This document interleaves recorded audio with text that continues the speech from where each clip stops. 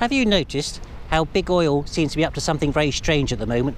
We've only got another 30 years until the whole world needs to be carbon neutral. The big oil companies seem to be carrying on as they always are, making profits, paying dividends, investing in new capital equipment, laying new pipelines. Shell says it doesn't need to change its business plan for another 10 or 20 years. BP, British Petroleum, says some good things, but really nearly 90% of all the money it's investing is invested in fossil fuels. Do you think they know something we don't? So in this video I'm going to look at how the big oil companies could be even richer, and it's because of our plans to get to net zero by 2050.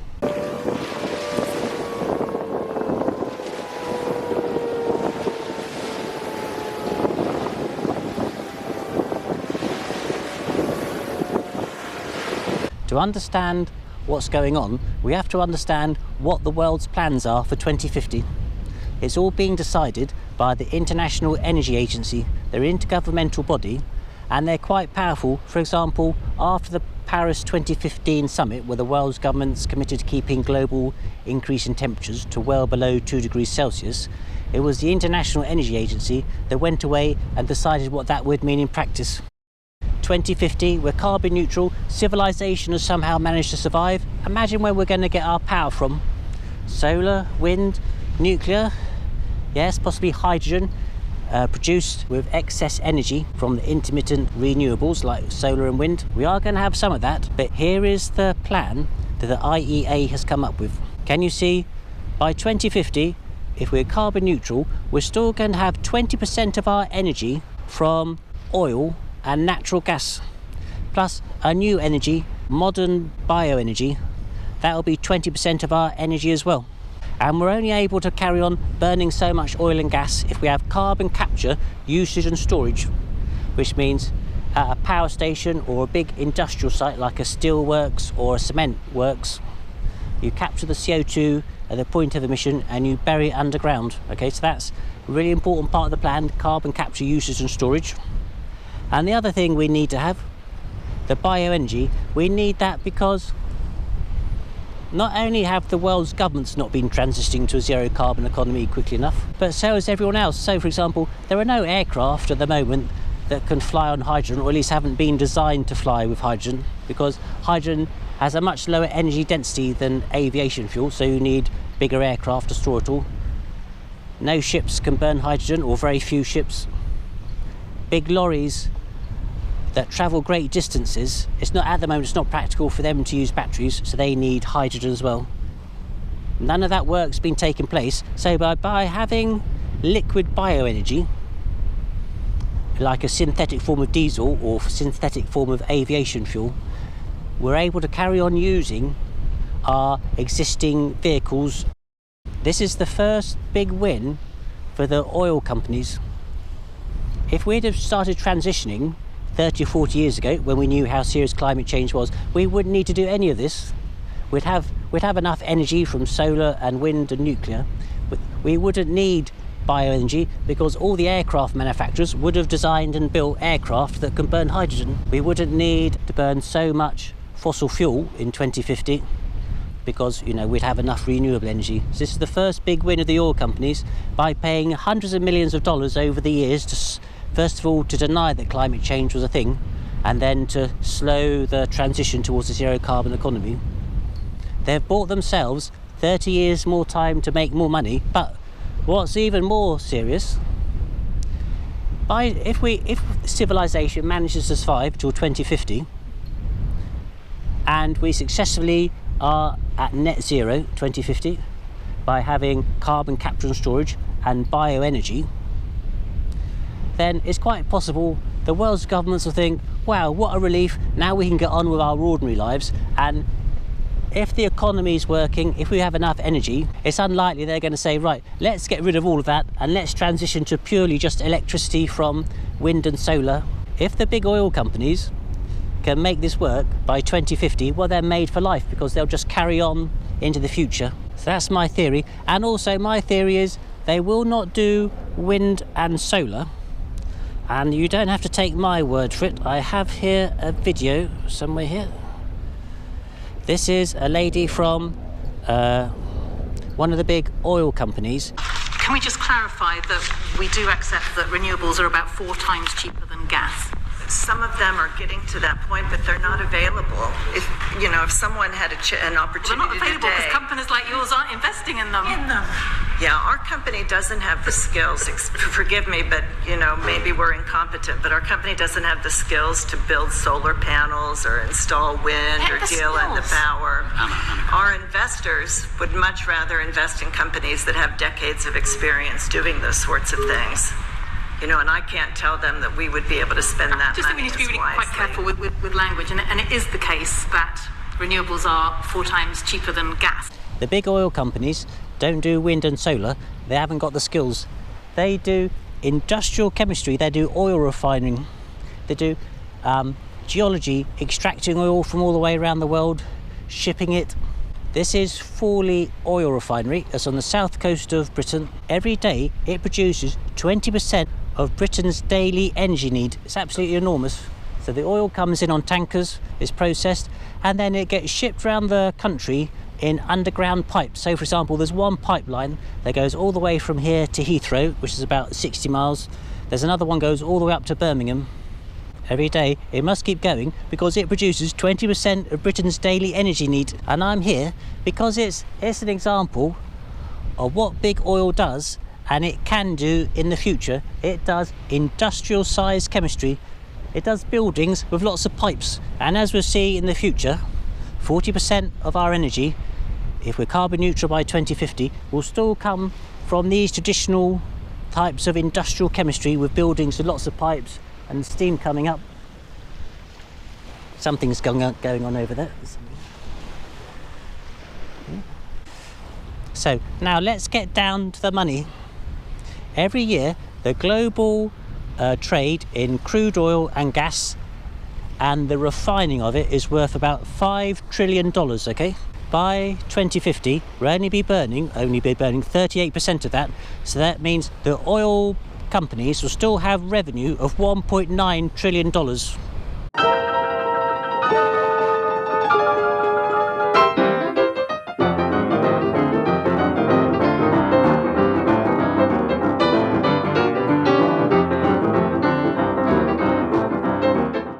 Now we shall get on to the first of the ways they're going to make their money, and that's by carbon capture, usage and storage. So this is the holy grail for the big oil companies, because if you can capture all the emissions from a big industrial site like a power station, they can carry on drilling oil, they can carry on selling it, people can carry on burning it, which is why governments like it. By 2050, we'll be burning so much oil and gas still that every year we'll have emissions of 7 gigatons of CO2, and we're going to capture half of that, so 3.5 gigatons a year, and we need to store it underground, and it has to work efficiently 24 hours a day, 7 days a week. There aren't really any successful examples of carbon capture. There's a site in Norway that everyone speaks very, very highly about. There's lots of trial sites, because remember, all the countries in the global north are following the plan of the International Energy Agency, so they're all trying to get this carbon capture and storage working. If they can, big oil can make money out of it by being paid to store that carbon somewhere. There are 3 ways you can use carbon capture. The one everyone's interested in, and is the most difficult to make work, is if you can capture the carbon dioxide that's given off when you burn oil or gas, because that would allow everyone to carry on as they were before. A slightly easier one to do is if you produce hydrogen by applying steam to natural gas. That produces hydrogen and carbon dioxide. It's a bit more difficult, but it's certainly doable to capture the carbon dioxide that way.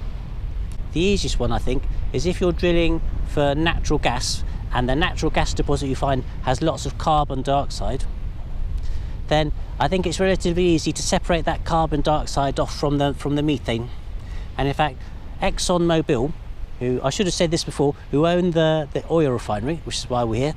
So Exxon Mobil, they have a gas deposit in Wyoming. They've been extracting natural gas there for some time, and has lots of CO2 in it. So they separate the CO2 and use that CO2 to pump into oil fields to pressurise them to squeeze out the last drops of oil, which isn't really handy for being carbon neutral by 2050.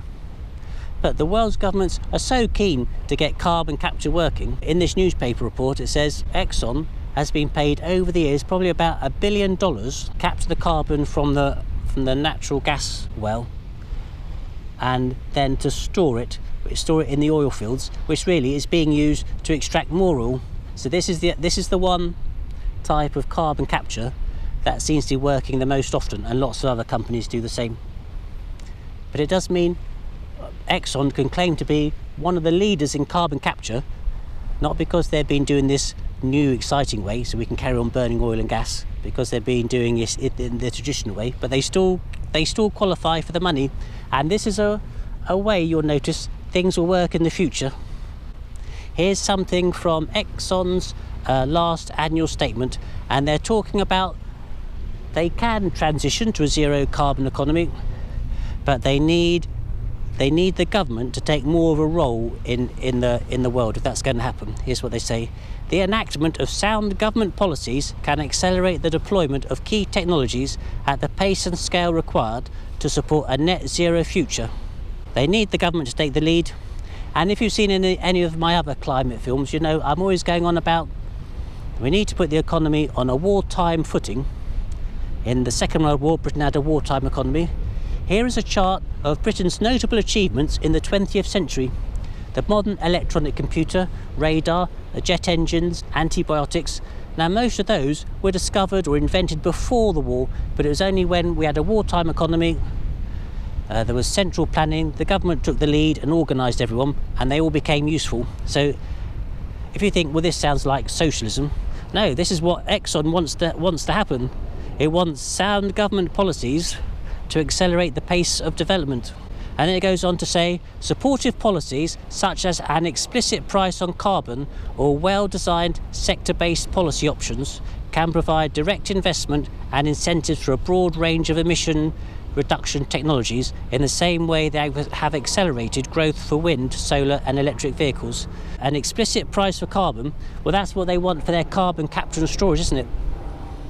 And our friends, the International Energy Agency, are helping out here, because they say by 2050, to emit a tonne of CO2 into the atmosphere should cost you $250. If Exxon has got a carbon capture facility, it could charge people maybe a bit less than $250, but about $250, and then they could make money out of it. It would be worth their while there, wouldn't it, if the governments took more of a lead. And can you see the second part of that paragraph? It goes, incentives for a broad range of technologies in the same way they've accelerated the growth for wind, solar and electric vehicles. What Exxon is thinking about is not wind, solar or electric vehicles. It's thinking about other things. It's thinking about industrial size chemistry type things. Then they go on to say, long term, we have the capital flexibility and optionality, whatever optionality means, necessary to pace our investments consistent with advancements in technology and supportive policy that can accelerate the energy transition. They've got lots of money. If you can come up with the right policies, they can make money out of it. They don't mind spending it.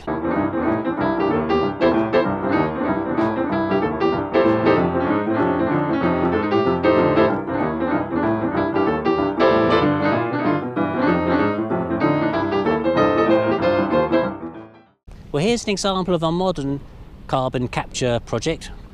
Exxon wants to build in Houston, in Texas, a carbon capture facility, and it wants to spend $100 billion doing it. So that's a big commitment, isn't it? And it thinks it will be able to store 100 million tonnes of CO2 every year by 2040. So it's about 20 years away. And that seems to be, for a new project like on this scale, takes about 20 years to do.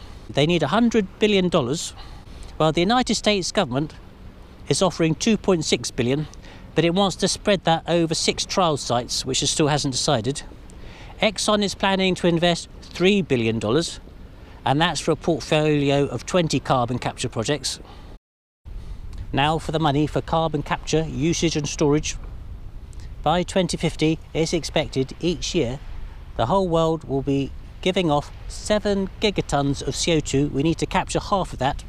So 3.5 gigatons of CO2 multiplied by $250 a tonne works out at $875 billion a year that the oil companies will be earning, because they're the ones that do industrial size chemistry that we need to capture so much CO2 from industrial sites and power stations.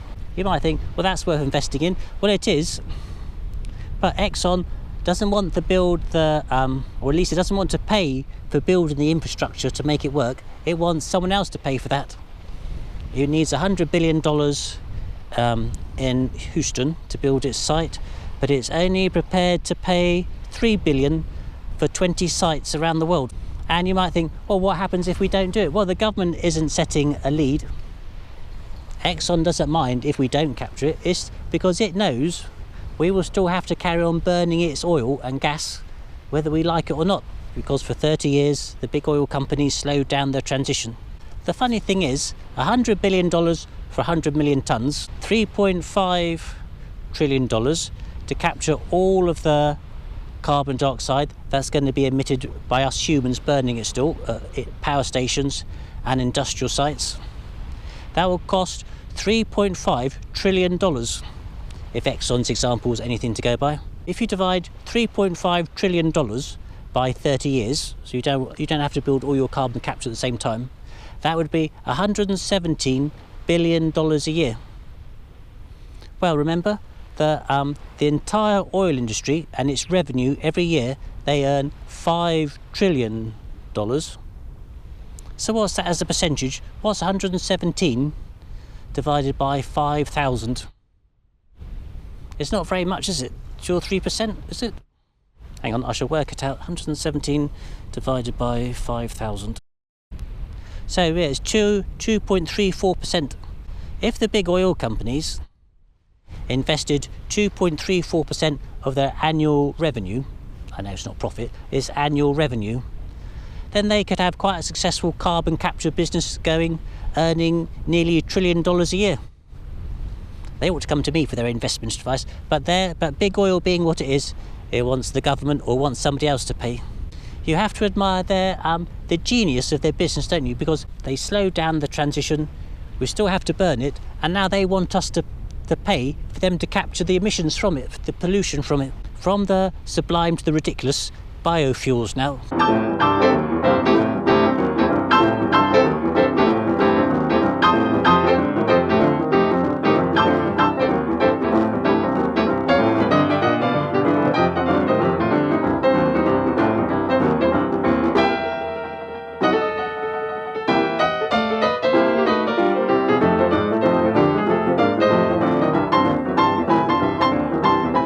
We need biofuels, liquid biofuels, so we can carry on powering vehicles like ships and aircraft, and also solid biofuels like wood to burn in power stations. Biofuels are a bit problematic because if you burn wood, you're tempted to cut down forests to get your trees. There is a power station in Britain called Tac. Every day the British government pays Tac £2 million to burn wood rather than coal. And the idea was they would burn waste wood and sawdust and things like that, and it would be very environmentally friendly. In the news recently, it's been reported that they're cutting down environmentally important trees in Canada to burn in Britain. So that's a problem with bioenergy, that it damages the environment. The second thing is, for these liquid fuels, like sustainable aviation fuel or synthetic diesel, they tend to be made from food crops like corn, things like that. Let me get that red boat. Liquid bioenergy relies on food crops. It's going to be more difficult to grow food. It's going to be competition for food. Also, because there's more demand for food to produce energy now, not just to eat, land use changes, and it leads to deforestation on all of these things. Well, all of these problems are understood and recognised, and our friends, the International Energy Agency, say, don't worry, we're going to have modern biofuels, and there'll be things like waste, which we do already do. Waste food oil gets turned into diesel, so we'll have food waste oil, We'll have waste from things like the forestry industry, so we won't cut down trees, but this will just be waste wood that's coming from somewhere. And we'll have crops to produce the liquid fuels, but they'll be special crops that won't take land away from the crops that we're growing for food. And one of the examples they use is a plant called, the International Energy Agency doesn't use the term, but world governments are interpreting this as qualifying to be modern biofuels. There's a plant called camelina, and it produces oil. And they say, well, we can grow camelina when the fields have been left fallow, because they'll restore nutrients to the fields, so we can do that. And they're saying, well, this is a new use of the land, so it won't take away food.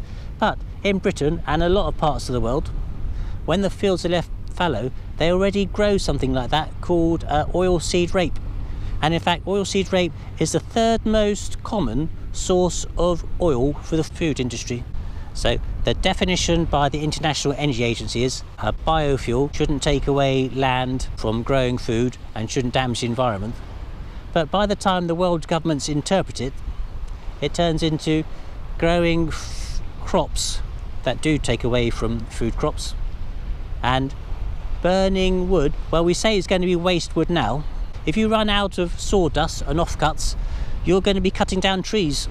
But there's one problem with bioenergy, whether it's old bioenergy or modern bioenergy, is the tree grows, or the crops grow, and they absorb carbon, and when you burn them, you release carbon. It's carbon neutral, but that carbon had been drawn out the atmosphere. It is locked in. But worse than that, because to grow your crops, you need irrigation, you need fertilizers, you need to transport them to be processed, you need to process them. All of these things use energy and cause carbon dioxide to be emitted. And some studies say it would be better to burn petrol or diesel from fossil fuels rather than go to all this trouble with messing about. You can combine carbon capture with bioenergy called BECCS, bioenergy carbon capture and storage, which is like two things that don't work, trying to put them together to make a third thing that may or may not work. The British government is consulting on a BECCS site at the moment, and the questions it asks are, if our carbon capture facility aspect wasn't working, would it be okay if we just carried on burning the plants? No, it wouldn't be okay.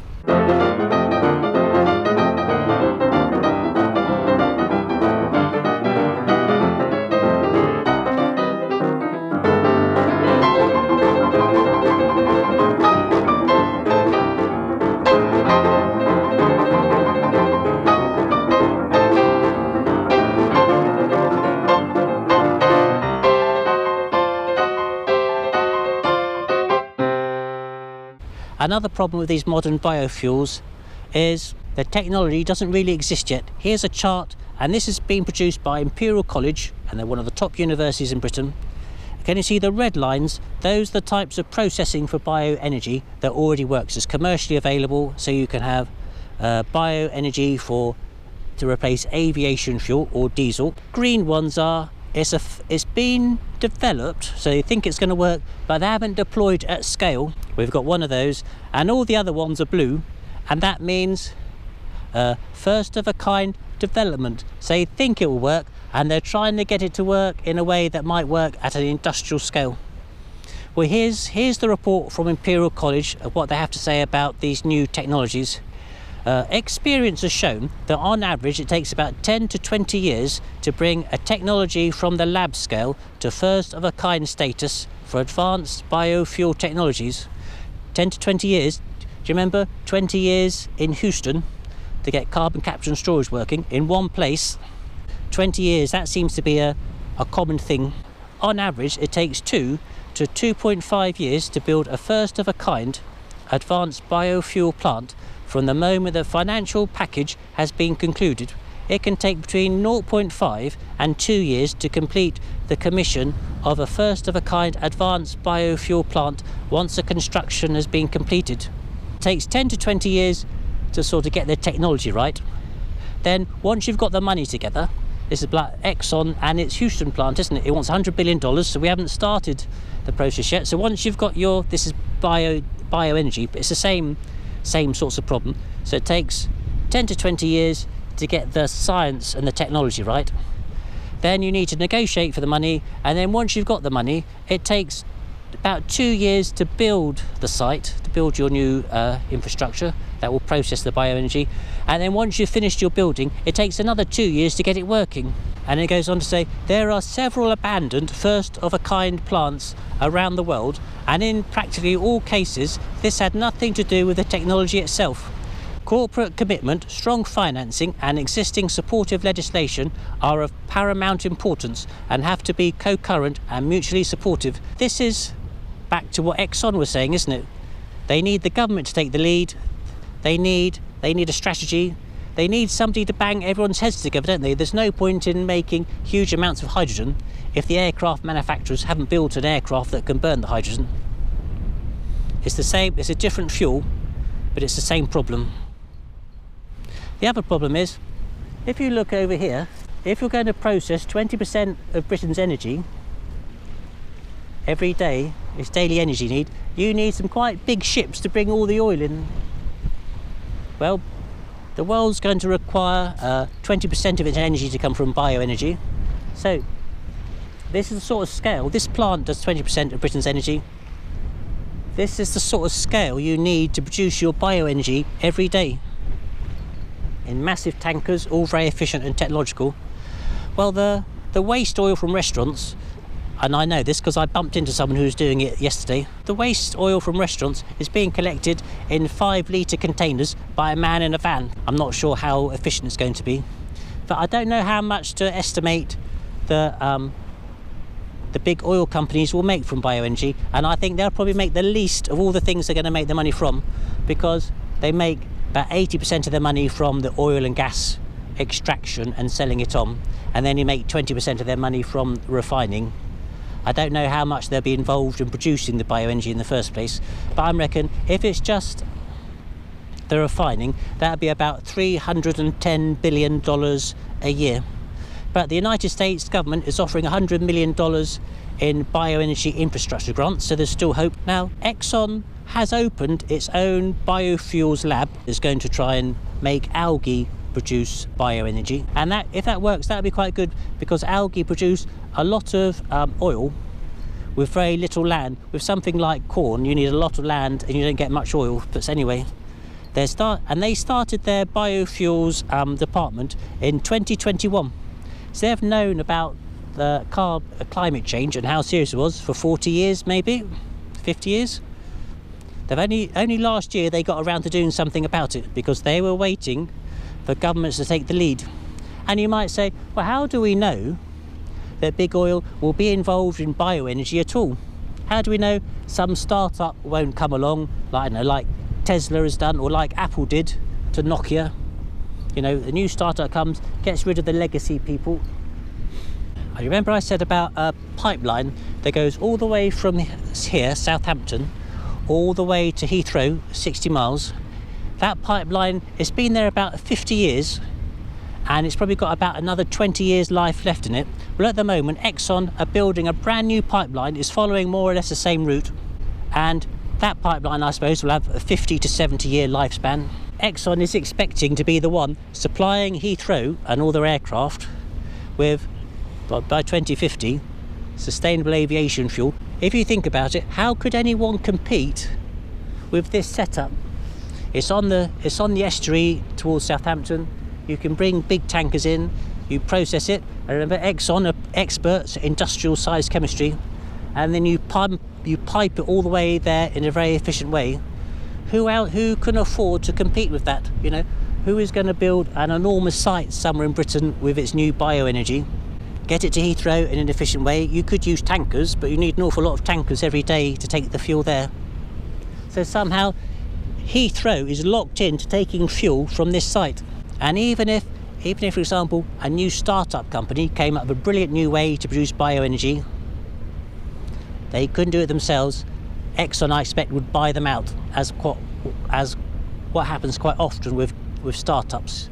You know, the people who have the brilliant ideas, they take the money and retire and end up the rest of their days sitting on the beach in Honolulu drinking cocktails.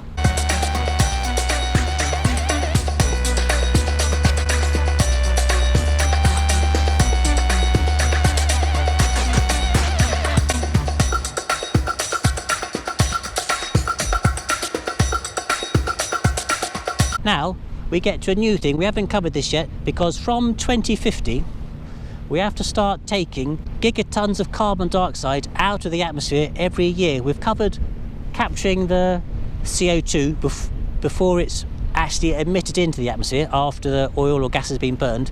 But this is where you actually take carbon dioxide that's been there for years out of the atmosphere, and we need to do this because we haven't transitioned quickly enough. And if you've noticed in the news, quite often it says we've only got 5 years to sort out our economy before we destroy the planet, and it's too late. And then 5 years later they say we've only got another 5 years to turn ourselves around before we destroy the economy, and it's too late. Well, that's because every time we don't do enough and it's 5 years later, somebody says, oh, it's okay, we'll just take more carbon dioxide out of the atmosphere when we get to 2050. So carbon capture is when you capture the carbon when it's burnt, and carbon dioxide removal is when you take it out of the atmosphere. And if you do it by using a machine, then it's called direct air capture carbon dioxide removal. So it's Tac CDR. And it's thought we might have to extract from the atmosphere 10 billion tonnes, 10 gigatons of CO2 a year. It will take 10,000 sites, and it's estimated to cost about $5 trillion to build. And who's going to build the 10,000 sites? The experts in industrial size chemistry, who can lay pipelines to underground carbon dioxide storage locations. The big oil companies. It's going to cost $5 trillion. Who's going to pay for that? Probably the government. How much revenue are they going to get? 10,000. How much was it? 10 gigatons a year times $250 a tonne for carbon dioxide by 2050. $2.5 trillion a year.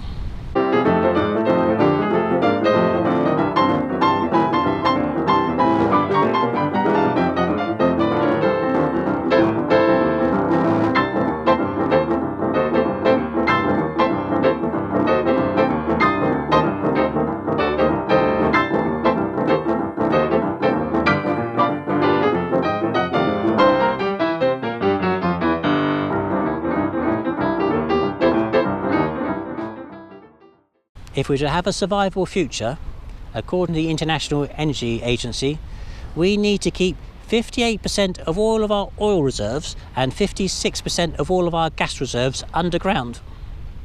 And that gives a total value of about $91 trillion. But there's something called the Energy Charter Treaty. And that means if an oil company wants to extract oil from one of its reserves and a government tries to stop them, then the government has to pay them compensation.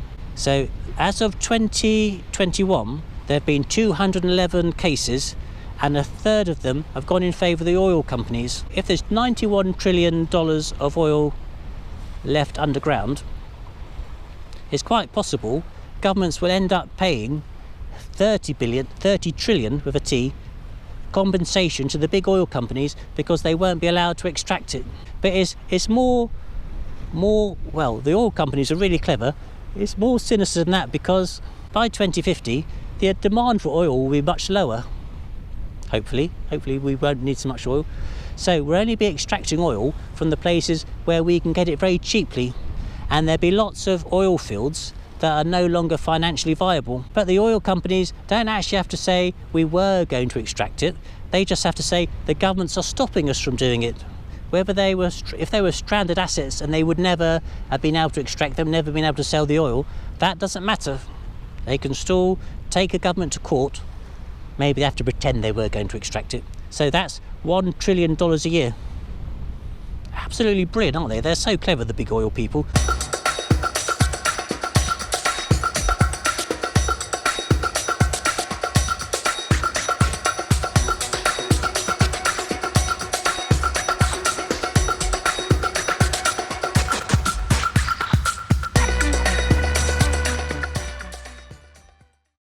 Well, here are the final numbers. If big oil can invest $277 billion every year, which would be 6% of their revenue, then by 2050 their annual revenue could be higher than it is now, could be over $6.5 trillion compared to $5 trillion. Exxon alone has profits of over $20 billion a year, so by itself it could pay for the $100 billion Houston carbon capture plant. You might think, well, surely Exxon has to pay its profits out as dividends.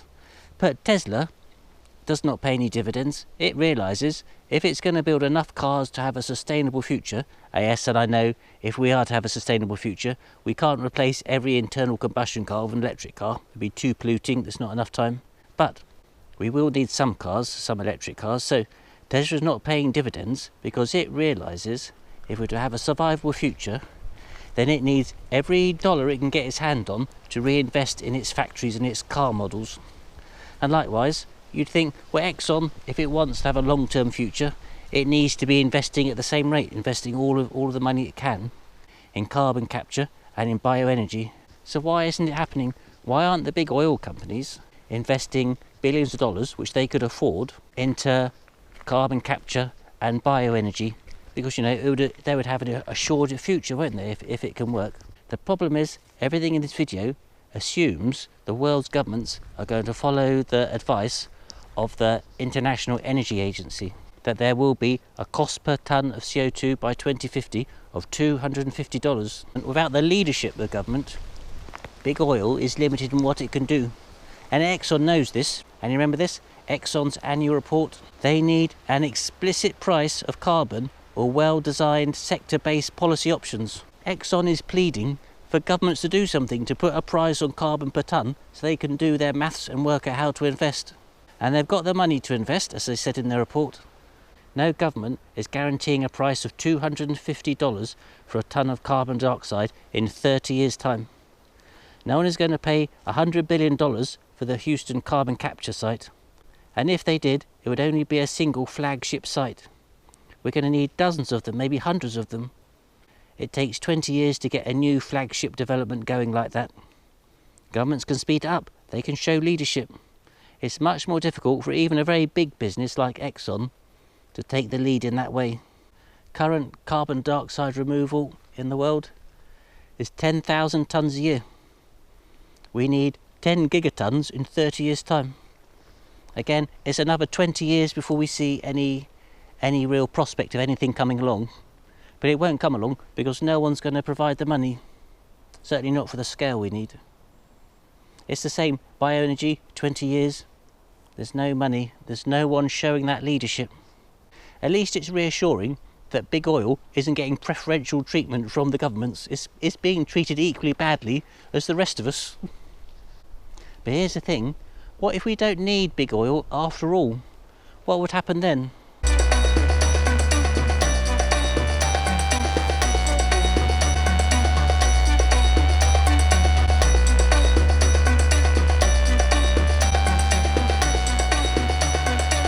It's quite possible that we'll have enough solar and wind and maybe we'll just fly less. So for example, by the government saying we'll have biofuel for our aircraft, not only can we carry on flying in jets, but the British government is planning to increase the number of flights in Britain by 70%, 70% by 2050. But what will happen if people are so concerned they reduce the number of flights they take? And in Britain it'll be quite easy. For example, in most airports in Britain, somewhere between about, 60%, 60%, and maybe 25% of passengers are all going on holiday.